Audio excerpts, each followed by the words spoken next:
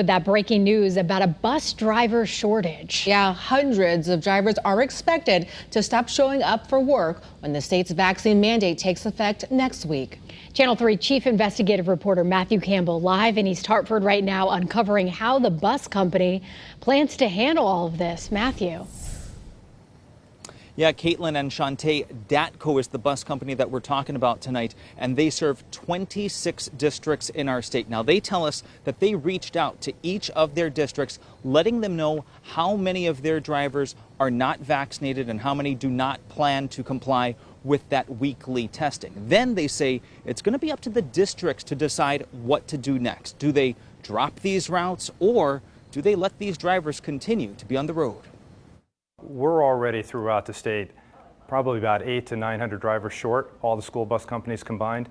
We estimate it could be another 300 to 400 drivers that are not going to show up. I can tell you that we've done everything to accelerate getting additional bus drivers in place. From state leaders to bus transportation officials, everything being said publicly points to a bus driver shortage on Monday. It's going to be a little bit bumpy Monday, more bumpy than it's been the last few weeks of school just getting started this year. The vice president of the Connecticut School Transportation Association says Connecticut's vaccine mandate requiring all school staff to either be fully vaccinated or undergo weekly COVID testing is what's driving this latest crisis. Our drivers wore their masks, the students wore their masks. That worked. We had a very, very successful year.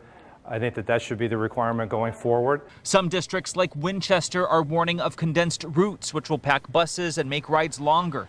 Changing start and end times at select schools is also on the table. Either you take the shot or you don't take the shot. One way or the other, something's going to happen. Here's what the crisis looked like in neighboring Massachusetts last week. They called in the National Guard to drive buses and vans in a handful of districts.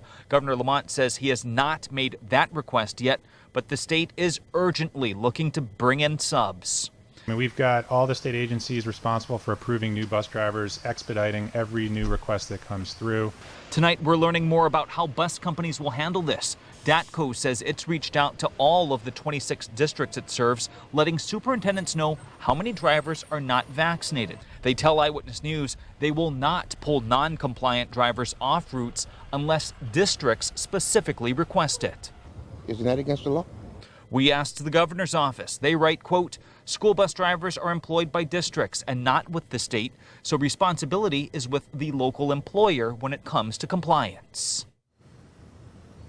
All right, so we are here in East Hartford tonight, and we asked them what they're going to be doing, and they tell us that DATTCO told them that all of the drivers serving East Hartford are in compliance, meaning that they're either fully vaccinated or plan to do that weekly testing. But remember, guys, big picture statewide, officials are telling us 15 to 20% of school bus drivers do not plan to comply, which means they're likely not going to be working on Monday. That is the latest live here in East Hartford. Matthew Campbell, Channel 3 News. All right, Matthew, thank you.